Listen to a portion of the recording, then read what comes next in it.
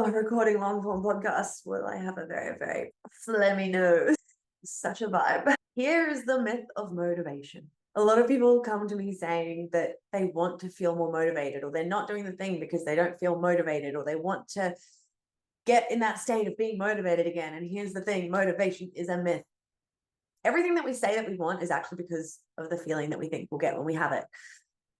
And yet, this thing we call motivation is something that you create. You usually create out of something that's going on that's unwanted. And so as humans, we either are being driven away from something or we're being driven towards something. We're either running from pain or we're running towards pleasure. And yes, of course, there can be in between, which is something we'll touch on today. But most of the time, this is where this waiting for motivation becomes a bit of a unconscious cop out, because we don't get motivation from outside of us. We create it from within us. There's not some secret formula to motivation, unless you look at all the ways your life's not working and use it. Either things haven't gotten bad enough for you to actually get up and commit to doing things differently, or you haven't gotten clear on where you really want to go and have that be exciting, really connected with the feelings of that and allowed yourself to go there. Because so much of the time, if we go, I'm going to set some goals and dreams of the future, we go big and then we go, oh, not that big though, because I don't actually believe that that's going to be possible and I don't want to be disappointed again. That's what's happening under the surface. And that's why a lot of people don't create the pleasure driver and end up stuck in this constant cycle of being driven by pain. And so, great questions to ask when we're in a state of lacking this feeling of motivation is, what do I actually want? What is next? Have I maybe already achieved some of the things that were on my list, and I haven't started getting clearer on a bigger, more exciting future that I can be moving towards? The more we get specific in that and detailed in that, the more we're actually programming our brain through our reticular activating system to find evidence of how we can be that and have that and create that in the world. It's like magic, but it's actually just brain science. What are the things that I'm doing now that I wouldn't be doing if I already had the outcome that I've decided I want? So let's say that you want a beautiful relationship. What are all the things that you're doing right now that you wouldn't be doing if you had the beautiful relationship? Right? Would you be showing your butt on the internet? Hopefully not, if you're building a healthy relationship. And if you want to know more about that, check out my podcast on building healthy relationships, so you can get the How to Heal from Heartbreak resource, which is not only that, but it's all of the amazing relationship building skills that you will ever need. Maybe you want to create a beautiful, stable business that's bringing in so much money that you can have more freedom in your day. What are the things that you're doing now that you wouldn't be doing if that was already created? Now, when I say things, of course, I don't mean go out and start spending like you have $1 million, or stop showing up to your daily responsibilities because you're acting as if you already have the money that creates the freedom life. No. What are the thoughts that you're thinking? What are the stories that you're telling yourself and others about how things are going right now? What are the worries that you're giving your time to?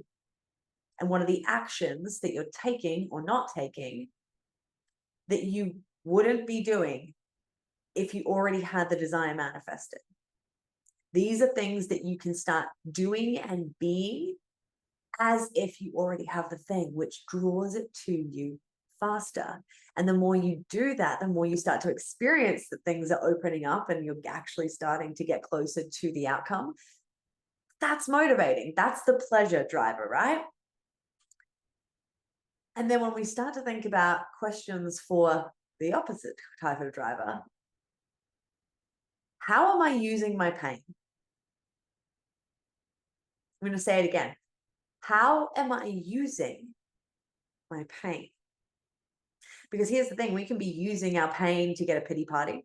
We can use our pain to get attention and nurture, or we can choose to learn from it, to draw the wisdom out of any painful situations that we've been in and use it as fuel, use it as guidance system, which can create energy, aka motivation, to move away from that experience and into the specifics of the thing we want to create. So we start doing both together, right? And a lot of the time, the pendulum swings really far into the pain driver in the beginning. Most female businesses started there. I'm going to say that again. Most female businesses started because of an intense pain driver, because of having to maybe go so much into fight or flight or survival state or masculine state or whatever you want to call it. So many female businesses started that, including the super feminine businesses you see today. It's not a bad thing. And if you're in that pendulum swing of, I've got so many problems right now, and yet I don't know how to turn them into motivation, then stick with it. We're going to get into that. And that's okay. Don't make it bad or wrong, or that you need to be figuring out a way to do things more feminine or do things more slow or smooth or not hustle, or all these things that get thrown out in the world there that end up stopping you from doing anything. It's okay if the pendulum has swung so much into pain. Let's ask, how can I use it? How can I learn from it? How can I draw the wisdom?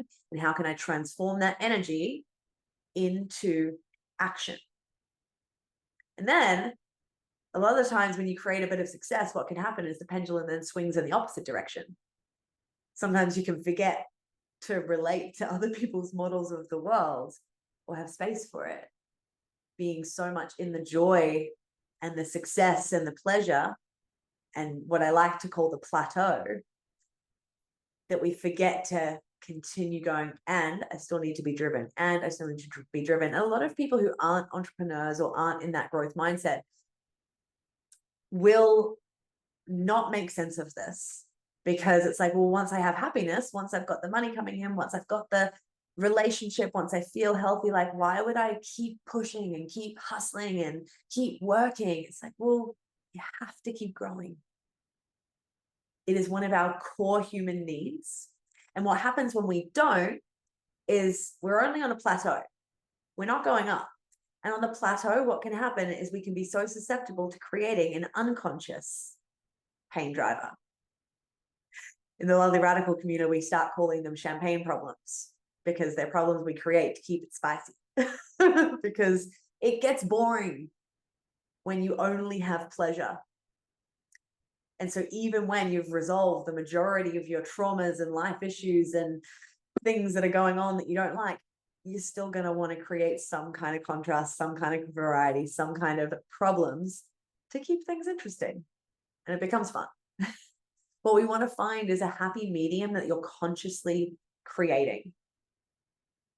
Because here's a couple of examples of how we unconsciously create one or the other. So we unconsciously create pain drivers all the time. We sabotage with money. We treat our body terribly and then we get sick. We don't do any work on our relationship and just wait for it to get better, and then it doesn't get better and we wonder why it hasn't gotten better, right? It blows up in our face, or we get cheated on or betrayed. It's like we played a role in this through our inaction.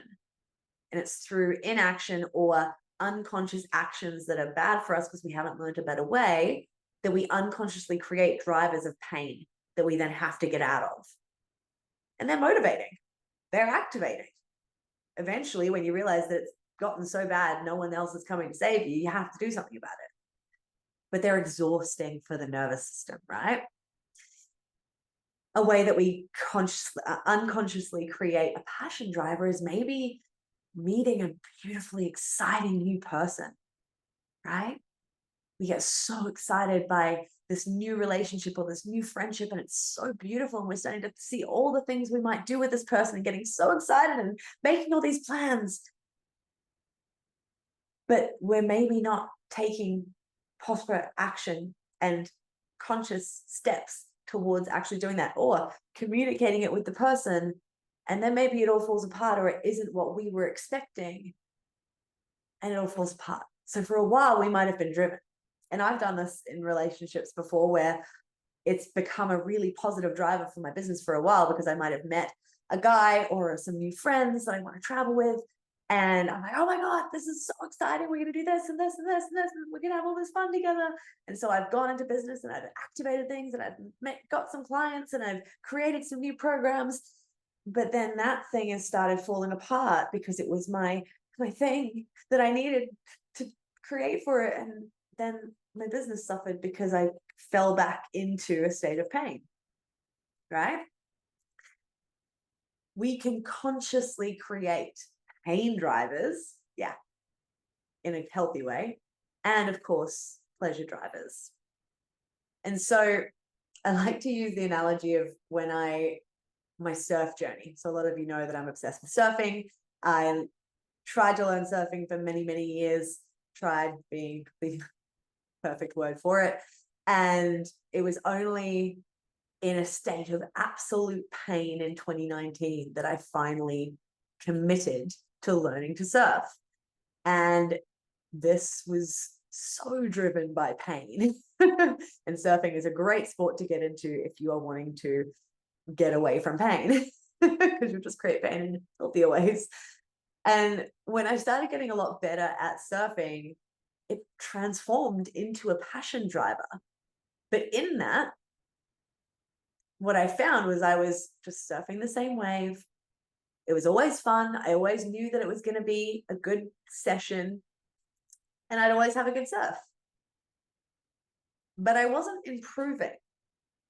I would go and surf different waves with friends, and I would suddenly feel like an absolute kook who couldn't surf at all, because I hadn't been challenging myself in the pleasure.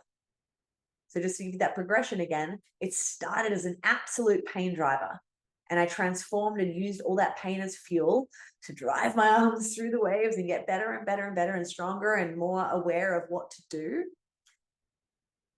And then I hit a plateau where I was doing really well, and I just kept doing the same thing and going to the same place and doing the same moves and dropping it on the same spot on the wave, instead of challenging myself to go bigger, or challenging myself to go to different places, or challenging myself to try scarier levels of it, right? Unknown levels. And because I didn't do this, when I would go and be an awesome surfer with my friends in other areas, I would suddenly feel like a complete failure. So instead, I created a pain driver in this activity where I would make myself, not all the time, so I'd still have my fun, still enjoy my pleasure, but I'd make myself go to new places, challenge myself to go to the harder area of the lineup or whatever it was, work with the story that I was running in my head about my insecurities of being where I was being or trying what I was trying, laugh and forgive myself and love myself if I totally wiped out. And so we can create pain drivers that don't have to be so painful, like the ones we unconsciously create for ourselves, that we don't have to survive from and heal from. We can create all sorts of drivers consciously, instead of continuing to just do them unconsciously over and over and over again and feeling exhausted and unmotivated. So we can either wait for our unconscious mind to manifest problems and pain and have to run away from them or to push off from them, or we can create some of these consciously. This is the power of a successful entrepreneur, always keeping a level of discomfort in as many ways as possible that you can create to keep the human need for variety, while also celebrating the pleasure and the successes and the results, and continuing to design where you're going. Right? You see that progression? So keeping a level of discomfort that you create, which is a pain driver that you create, celebrating the pleasure and the successes and the results, which is really anchoring that you are growing and that things are going really well, whilst continuing to design where you're going, continuing to get detailed and specific on where you want to go so you keep opening up more and more levels for yourself. So my question is, are you being driven by pain right now? And it feels exhausting because you haven't gotten clear, you haven't got a game plan to turn that pain into results? Are you being so driven by pleasure that it's not as exciting anymore because there's not as much to run from, maybe? Or maybe you're just manifesting little problems to keep it spicy? Or are you somewhere in between asking, how do I get motivated? Right? So here's some ways to consciously create a pain driver. Number one is look at how bad things are. Really look at it. Like, really look at it. Not like, oh, yeah, it's pretty bad, but oh, no, it's going to be fine. It's going to be fine. It's going to be fine. No, really look at how bad the bad things are in your life and ask, if I don't completely flip the way that I'm showing up, am I okay with all of this getting worse? Jordan Peterson says it best, there is a price to pay for inaction. Things are already a little bad. You know full well they're going to get worse. It's that plateau. It won't go up without you moving, and it will go down without you moving. And so if I don't completely flip the way that I'm showing up, am I okay with all of this getting worse? The answer is no. And there's something to push off from. Look at all the ways things are bad and start to use them as fuel to activate you, to make you jump out of bed. It's like, not today. I'm not letting any of this get worse today. I'm going to show up and do things differently. 2, invest money in getting help. For some people, investing is exciting, but for many, myself included, it was freaking scary and incredibly painful. Would I have preferred to invest tens of thousands of dollars, and probably over 100,000 at this stage across all the different areas? Would I have preferred to invest that into like traveling, into maybe having a home, into having nice clothes, into getting my hair done or getting my nails done? Absolutely, I would. I would have loved to be able to Uber Eats my food over the years instead of cooking turkey mince and rice and having a little bit of vegetables that I could afford. I created a pain driver by investing money into getting help to figure out how to do this thing. It drove me to listen to my coaches and mentors and actually do the damn thing, which luckily, not luckily, it just does create the change. Because sometimes we can listen to all the advice that's out there, we can tune into a million free masterclasses, but if we're not using or creating pain to do the thing, we don't get anywhere. And so invest money into the help, invest money into getting the blueprint, into getting the coach who's going to kick you up the ass and be like, here's how you're limiting yourself. Here's the things that you could do to totally transform it. Yep, that money is coming out of your bank account every week and you're reminded of it. So it's like, I haven't done the thing. Can I do the thing? Can I love myself in the process? Okay, let's go.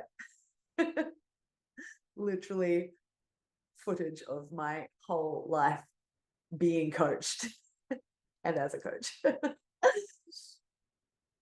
Number 3 is cut out all the distractions and the quick hits you use to make it feel like things aren't so bad day to day.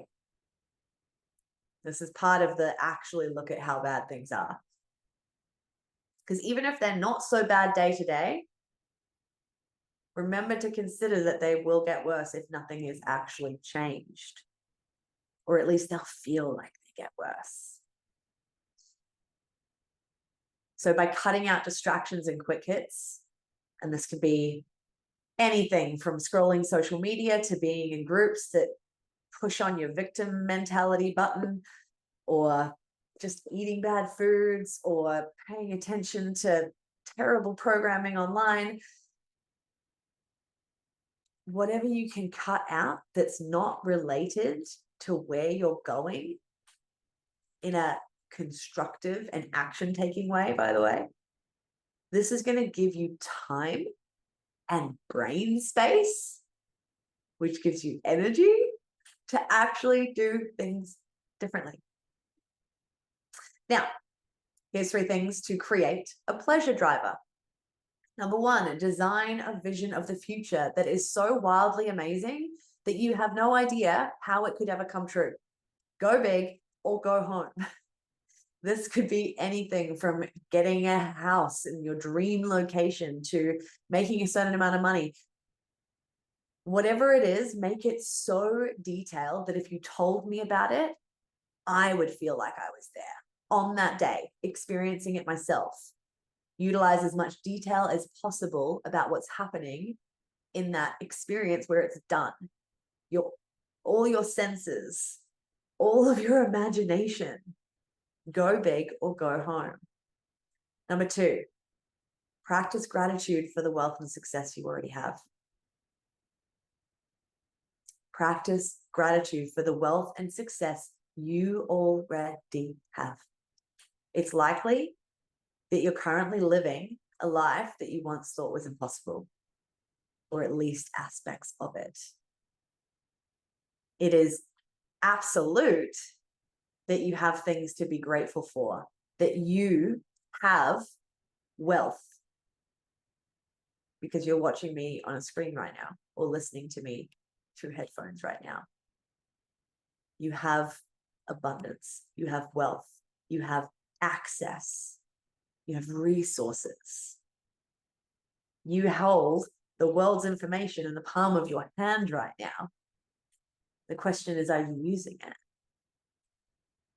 When we practice gratitude for what we really already have, this gets your brain programmed to see more success, to see more pathways to success, and to recognize all the things in your life that are really not that, so that you can take a little step back for a while and get yourself in a better energy, around better people, in a better vibration, which gets you finding the better way and motivated in the direction of your pleasure.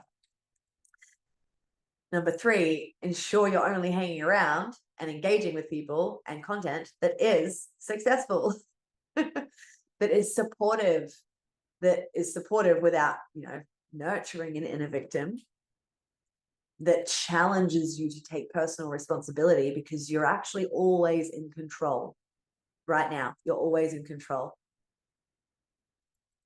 And success doesn't point out what you're doing wrong. Success doesn't point out what you're doing wrong. You are perfect, whole, complete. You are on your journey. Success challenges you to unveil more of who you are and get out of your own way. It helps to reveal what you already know. A lot of society is hanging around people or absorbing content that validates the person that they are, who is stuck in all the problems that they have, rather than challenging you to transform parts of who you are that are keeping you in those problems. So get yourself around success, healthy support, and places and people who challenge you to take full control. That feeling of motivation comes from action.